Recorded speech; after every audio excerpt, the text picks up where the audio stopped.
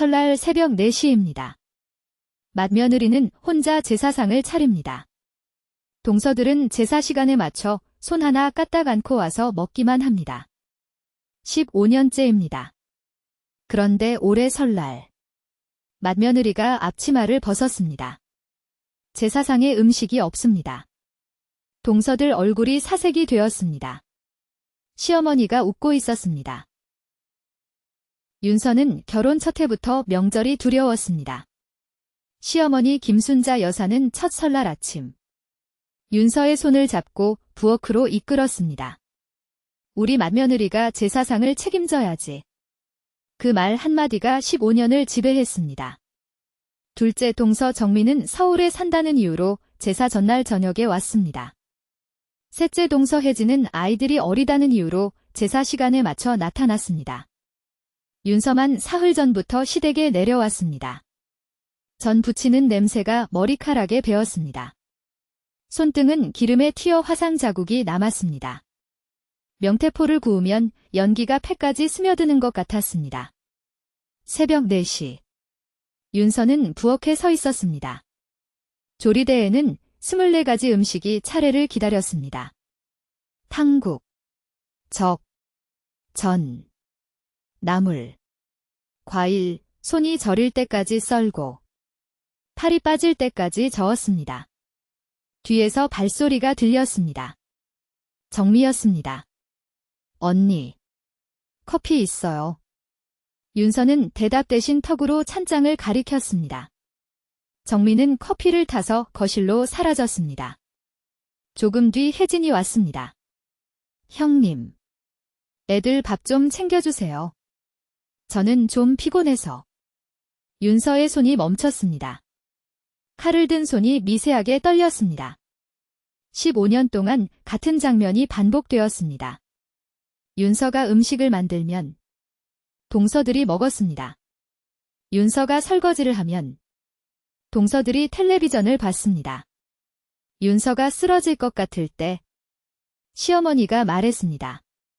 우리 맏며느리는 참 부지런해. 그 말이 칭찬인지 조롱인지 알 수 없었습니다. 여러분의 구독과 좋아요가 이런 이야기들을 더 많이 전하는 힘이 됩니다. 남편 민수는 아버지 곁에 앉아 술을 마셨습니다. 윤서가 부엌에서 일하는 동안 남편은 처남들과 화투를 쳤습니다. 여보, 나 좀 도와줘. 윤서가 처음 그 말을 했을 때 민수는 웃었습니다. 이건 여자들 일이잖아. 그 뒤로 윤서는 도움을 요청하지 않았습니다. 혼자 감당하는 것에 익숙해졌습니다. 그런데 작년 설날, 시어머니가 이상한 말을 했습니다.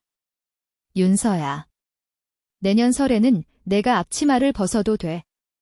윤서는 그 말의 의미를 몰랐습니다. 시어머니는 더 이상 말하지 않았습니다. 그저 윤서의 손등에 난 화상 자국을 가만히 바라볼 뿐이었습니다. 3개월 전, 시어머니 순자 여사는 병원에 있었습니다. 췌장암 사기. 의사는 조심스럽게 말했습니다. 보호자분들께 알려드려야 합니다. 순자 여사는 고개를 저었습니다. 아직 아니야? 아직은.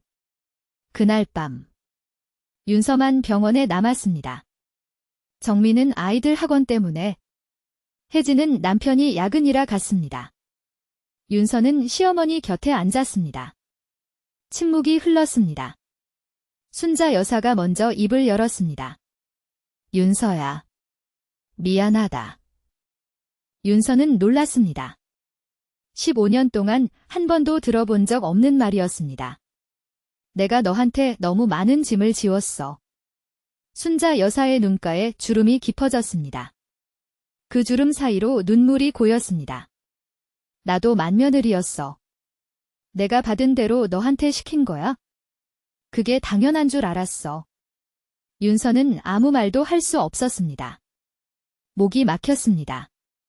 순자 여사가 윤서의 손을 잡았습니다. 그 손은 뼈만 남은 것처럼 가벼웠습니다. 내가 살아있을 때 한 가지만 바로잡고 싶어. 윤서의 심장이 빠르게 뛰었습니다. 순자 여사는 베개 밑에서 봉투를 꺼냈습니다. 갈색 봉투 안에는 서류가 있었습니다. 이건 내 유언장이야. 변호사한테 맡기기 전에 너한테 먼저 보여주고 싶었어. 윤서는 떨리는 손으로 서류를 펼쳤습니다. 눈이 커졌습니다. 글자 하나하나가 믿기지 않았습니다. 어머니. 이건. 순자 여사가 희미하게 웃었습니다. 올해 설날. 내가 앞치마를 벗어도 된다고 했지? 그 의미야. 윤서는 유언장을 다시 읽었습니다. 거기에는 순자 여사의 전 재산, 시댁 본가와 상가 2채, 예금 3억이 모두 윤서 앞으로 되어 있었습니다. 어머니. 다른 며느리들은 그 애들한테는 아무것도 없어. 일한 만큼 받는 거야? 순자 여사의 목소리는 단호했습니다. 나는 15년 동안 봐왔어. 누가 진짜 우리 집안을 위해 희생했는지. 윤서의 눈에서 눈물이 흘렀습니다. 순자 여사가 윤서의 눈물을 닦아주었습니다. 울지 마. 이건 내가 늦게나마 하는 사과야. 올해 설날 아침. 윤서는 부엌에 가지 않았습니다. 새벽 4시에도, 5시에도, 6시에도 침대에 누워 있었습니다. 남편 민수가 먼저 일어났습니다. 여보. 제사 준비 안 해? 윤서는 대답하지 않았습니다. 눈만 감고 있었습니다. 민수가 부엌으로 갔습니다. 냉장고를 열었습니다. 텅 비어 있었습니다.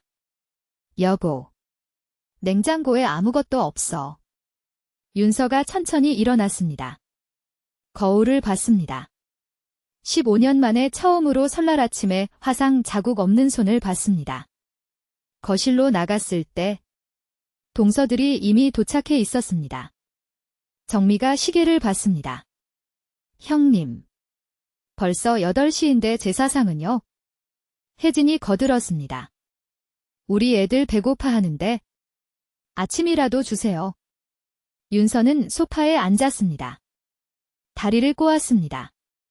오늘 제사상 없어요? 정적이 흘렀습니다. 정미의 얼굴이 일그러졌습니다. 형님. 무슨 말씀이세요? 제사상이 없다니. 혜진이 끼어들었습니다. 설날에 제사를 안 지내겠다는 거예요? 돌았어요. 윤서는 미소를 지었습니다. 15년 동안 한 번도 짓지 않았던 미소였습니다. 제가 돌았으면 벌써 돌았죠. 15년 동안 혼자 제사상 차리면서 안 도른 게 용했어요. 민수가 다가왔습니다. 여보. 일단 진정하고. 진정은 당신이 해요. 윤서의 눈이 날카로워졌습니다. 나 15년 동안 새벽 4시에 일어나서 제사 음식 만들 때 당신은 뭐 했어요? 술 마시고 화투 치고. 민수가 움찔했습니다. 거실이 얼어붙었습니다. 그때 시어머니 방 문이 열렸습니다. 순자 여사가 나왔습니다. 걸음이 느렸습니다. 얼굴이 많이 수척해져 있었습니다. 정미가 달려갔습니다. 어머니. 형님이 제사상을 안 차렸어요. 제사를 지내지 말자고 해요. 순자 여사는 정미를 지나쳤습니다. 윤서 옆에 섰습니다.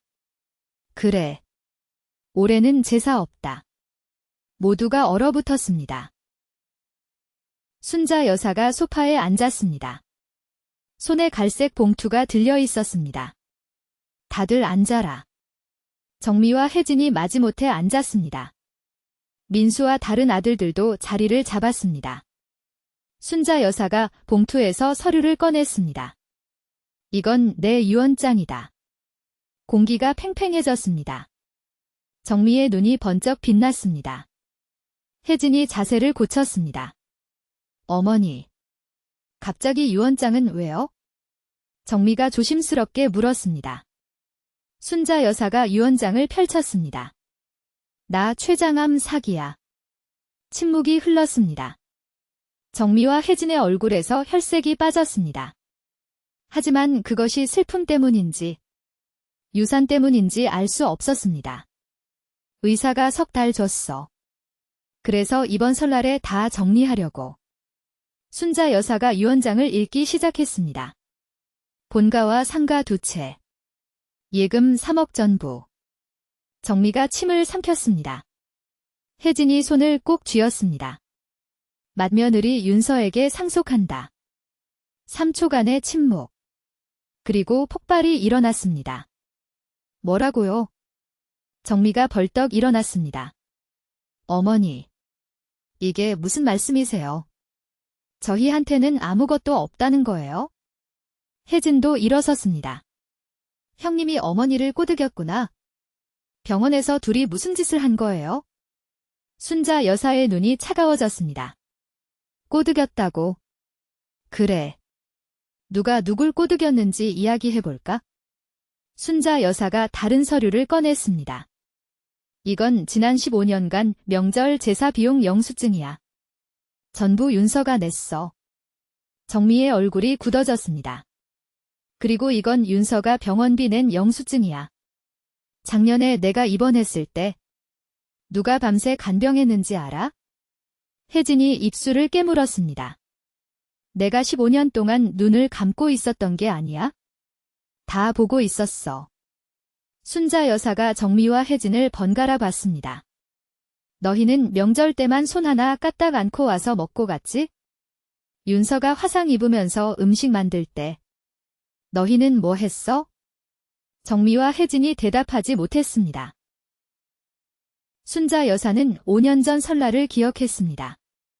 새벽 3시. 순자 여사는 잠에서 깼습니다. 화장실에 가려고 방을 나섰다가 부엌에서 빛이 새어나오는 걸 봤습니다. 발소리를 죽이고 다가갔습니다. 윤서가 혼자 서 있었습니다.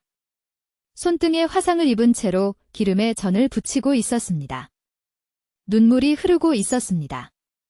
하지만 소리는 내지 않았습니다. 입술을 깨물고 울고 있었습니다. 순자 여사는 그 모습을 지켜봤습니다. 말을 걸지 못했습니다. 자신도 40년 전 똑같이 울었던 기억이 떠올랐기 때문입니다.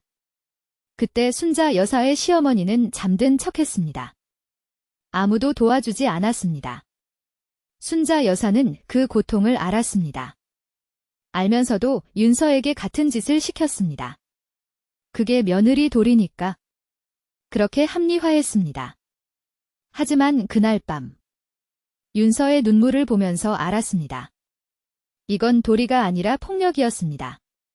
며칠 뒤 정미가 찾아왔습니다. 어머니, 저희도 힘들어요. 서울에서 여기까지 오는 것만 해도 대장정이에요. 순자 여사는 물었습니다. 그래서 제사 음식은 누가 만들어야 하니? 정미가 대답했습니다. 당연히 맏며느리죠. 형님은 시댁 가까이 사니까요. 그 순간 순자 여사는 결심했습니다. 언젠가 이 불공평함을 바로잡겠다고. 그래서 유언장을 고쳤습니다. 변호사를 만났습니다. 재산 전부를 윤서에게 넘기는 서류를 작성했습니다. 내가 죽으면 윤서가 받아야 할 것을 받게 해주겠다. 그것이 순자 여사가 할 수 있는 유일한 사과였습니다. 그리고 올해 설날 그 약속을 지킬 때가 왔습니다. 정미가 바닥에 주저앉았습니다. 어머니, 제가 잘못했어요. 앞으로 잘할게요. 제사도 도울게요. 순자 여사가 고개를 저었습니다. 15년 동안 기회가 있었어. 이제 늦었다. 혜진이 울기 시작했습니다. 어머니, 저희도 힘들었어요. 애들 키우랴. 일하랴. 윤서는 안 힘들었니? 순자 여사의 목소리가 날카로웠습니다. 윤서도 일해. 애도 키워. 근데 명절마다 사흘씩 여기 와서 밤새 음식 만들었어. 너희는 뭐 했어? 정미가 갑자기 민수를 쳐다봤습니다. 형님. 뭐라고 말씀 좀 해요. 당신 와이프가 어머니 꼬드겨서 재산 다 가져가려는데? 민수가 입을 열었습니다. 모두가 민수를 봤습니다. 나도. 윤서한테 미안해. 정미와 혜진이 경악했습니다. 뭐라고요? 민수가 고개를 숙였습니다. 15년 동안 나도 아무것도 안 했어. 윤서가 새벽에 일어나서 음식 만들 때 나는 술 마시고 화투 쳤어. 그게 당연한 줄 알았어. 민수가 윤서를 봤습니다. 처음으로 진심 어린 눈이었습니다. 미안해. 여보. 윤서의 눈에 눈물이 고였습니다. 하지만 울지 않았습니다. 15년치 눈물은 이미 다 흘렸기 때문입니다. 순자 여사가 일어섰습니다. 유언장은 이미 변호사한테 맡겼어. 바꿀 수 없어. 정미와 혜진이 마지막으로 발악했습니다. 법적으로 따지겠어요. 불공평해요. 순자 여사가 웃었습니다. 쓸쓸하지만 단호한 웃음이었습니다. 불공평하다고? 15년 동안 윤서 혼자 일한 건 공평했니? 정미와 혜진이 입을 다물었습니다. 더 이상 할 말이 없었습니다. 설날 저녁. 시댁은 조용했습니다. 정미와 혜진은 짐을 싸서 떠났습니다. 문을 닫으며 정미가 마지막으로 말했습니다.